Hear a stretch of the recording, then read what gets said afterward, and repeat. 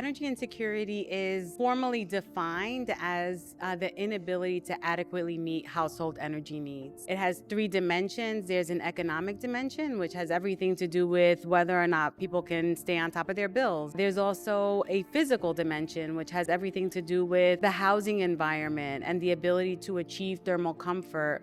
And then there's also the coping dimension, which is all about the kind of work that people do to prevent and or respond to those physical and economic challenges in meeting their energy needs. The insights that I've drawn over the better part of 2 decades have come from community members. They were based in people's living rooms, having conversations with households about the kind of challenges that they were having in meeting their energy needs.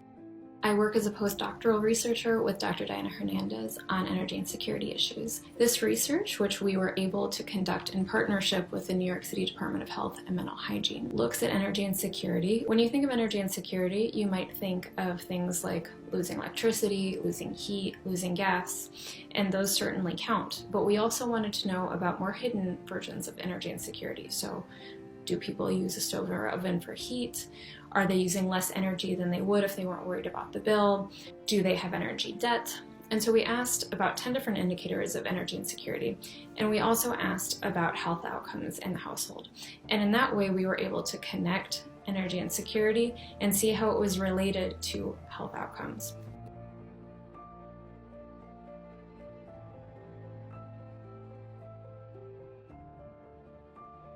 Well, this is New York City housing. They don't do things that they should be doing here. When it's hot, it's hot. It's ridiculous hot. We can't breathe. It's so hot in here. And when I moved here, the neighbors, it's a miss. Don't call the manager them and tell them it's too hot in there. Let your windows open, turn on the air conditioner, and put the fan. Because if you do, they're going to turn it off and we ain't going to get enough. We're going to wash the clothes and hang them up before you leave the drive, because my God, it's hot in here. Oh, it's terrible here in the wintertime. The summer's bad, the winter is worse. 4 and 5 days a week with no heat.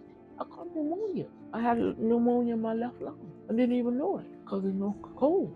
You got to use that stove in the oven. You have to turn the oven on to stay warm. You have to burn that stove 24 hours a day, 7 days a week. If you don't want us to use the stove, then fix the problem. The bills sometimes are not paid. I have financial issues. I had a financial abuse. My bank money was stolen by my husband, so I had a problem paying my bills. I've been here for 6, 7 years now. Since I've been here, I've had 3 surgeries, so I'm kind of like stuck here. My bill is like $300 a month. I get a little discount because I'm disabled. They only give you $400 for the whole, but The whole year. yeah, right? that only covers 1 month. How behind are you on the bill? I'm on the rent and that right now. And they sent us this final termination notice, residential rights, act now to avoid a service turn-off. So they were threatening to turn off our electricity.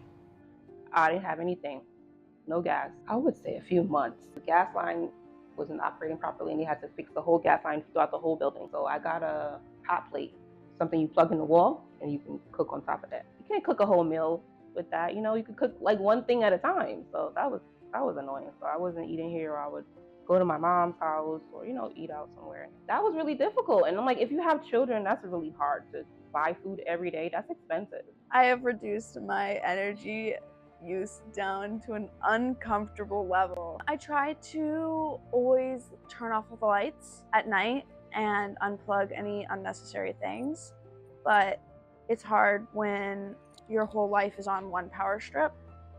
I'd like to avoid energy bills because I think they're overpriced and frustrating. I don't have an AC, which is a financial decision because I don't want to pay for an AC unit and I don't want to pay for the extra energy. My decision not to have an AC is totally a financial one. If it's a very hot day, sometimes I will just go to the park and sit on a bench. I'll take cold showers to cool myself down before I go to sleep, and then I have the fan on me afterwards. Luckily, my health has not been a factor. I don't like to keep the heat on. I don't do laundry like that. I'm not using so much hot water. I'm not using heat like that. It's just certain areas of the house are colder than others. I'm always cautious and very frugal about the energy usage. Personally, I rather plug in a portable heater to heat one room than have to heat the whole house. Gas bill from when I spoke to the company, that includes to heat the hot water, the dryer for the clothes, and to heat the home. So those three things for 12 days last month, $225. That's insane. I open it and I turn it on like full, like 400, and I leave it open, and then I put hot water on the stove also. I put hot water in the pots. Plus I have to use the same hot water to bathe also. Because remember it's freezing, so I have my big bucket under there. See the big tight bucket there? I use that to put hot water to bathe in the winter time when water is off, and then I have to bathe very conservatively, and it's inconvenient. So my son has asthma. There were days where he needed to use the nebulizer, and one of the outlets in his room doesn't work. So I had to use the plug out from the TV and plug the nebulizer in. And then also I had to try to buy extension cords. So it was a little inconvenient. I have COPD. I have 2 scooters that has to be charged. I have a nebulizer for asthma, CPAP machine that has to use at night. I have a concentrated oxygen, and then I have portable oxygen tanks, so I need electricity. But when there's nothing, you're in trouble because of the energy here. They need to do something about you not having electricity. But what about the ones that's on machines? What they're supposed to do when there's no light, no electricity? One of my friends with disability, they use a lot of electric. They use electric to put on for the cardio machines and all type of apparatus. So for them to charge the same amount as a regular person, I think they should be more lenient and more understanding. We found that among those households with 3 or more indicators of energy insecurity, the adjusted odds ratio of mental health conditions was 3.9, the adjusted odds ratio of respiratory conditions was 2.2, and the adjusted odds ratio of cardiovascular disease was 2.5 compared to those with 0 indicators of energy insecurity. We also found that the adjusted odds ratio of using electric medical devices was 3.4 among those with 3 or more indicators of energy insecurity compared to those with none. Going without heat during these coldest days of winter is sadly how some tenants live under roofs owned by neglectful landlords. What do you think is the temperature in this house on a typical day? I would say the temperature is like 28. It's cold. And then in that nighttime, would you say? I say the nighttime it decreases even more. If it's like 28 degrees outside, the thermostat will say it's like 78 in here. So the heat wouldn't go on. So I told him maybe you should move it to the living room so it could be more accurate, because as you see, it's cold in here. So when it says that, that won't go on. But even if it does go on, it's like not doing anything. So that's why I had to go buy me and my mom heaters to plug into the wall. They're pulling a lot of energy, and it's making my mom's condensation go up. How do you guys cope? It's either we use those little heaters that I bought, or we got to resort to using the oven. That bothers me too, because the gas will mess with my chest and that triggers my asthma. So it's either we freeze or we get heated and we can't breathe. Within this building specifically, we developed a tenant association. We, as a building, are fighting for better living conditions, and it's working. So if more people know and understand like other people's living conditions, then there's the opportunity to actually have the conversation for people to come together, work for something better. What other ideas are there for like making energy more affordable? I guess from the source, it has to be cheaper for us to purchase. I think maybe the companies just need to not charge that much. I guess depending on the person's income, try to work with them. And they should have like funds available for those people who are in a certain situation. Usually just at the end of the month, you get your bill and then you see how much energy you pay. But if there's some kind of as you go every week, here's how much energy you're using and here's how much it's gonna cost you. I mean, that's probably the biggest thing, is to really tie together the cost and the consumption, because in the end, that's gonna be the best motivator for everybody. Different needs. Some people work from home. They might need a little bit more energy than me because I don't work from home. I know people who have solar. It's expensive. I hear them always offering it whenever I go to BJ's or something. I'm like, I live in an apartment. I don't think that's really gonna work for me. Is it worth it down the line, I guess? I mean, I would hope so. Because why are you buying this for? Wasting your money if you still end up paying the same amount. This is such a personal and very widespread issue.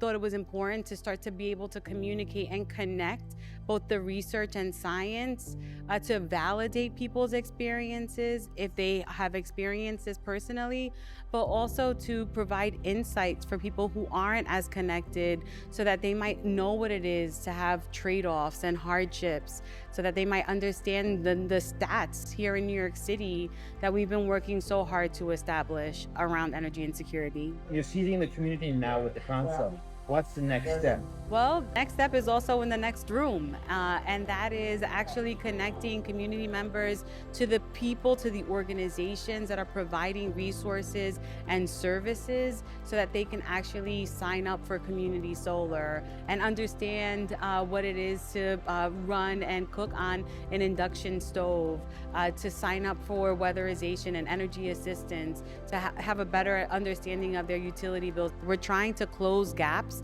between the community and the resources that exist. I'm so excited to be holding Powerless in my hands. I actually cried when I saw it for the first time. This is really the culmination of almost 2 decades worth of effort. You will find in this book the secrets that some people are too ashamed to share about how they're living day to day. But this is not about reinforcing that stigma and making people feel more embarrassed about their circumstances. It's about shedding light on this as a structural problem and saying they're not alone and they're also not at fault.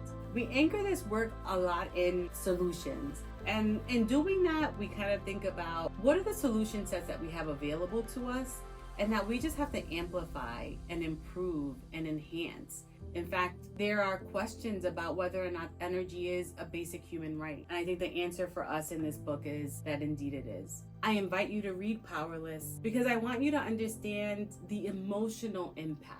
These are people's lives. This is how they're suffering. This is how they're struggling. This is how they're fighting back. This is how they're resisting. But it's also our obligation as a society to do better, to do more, and to make sure that households have energy security.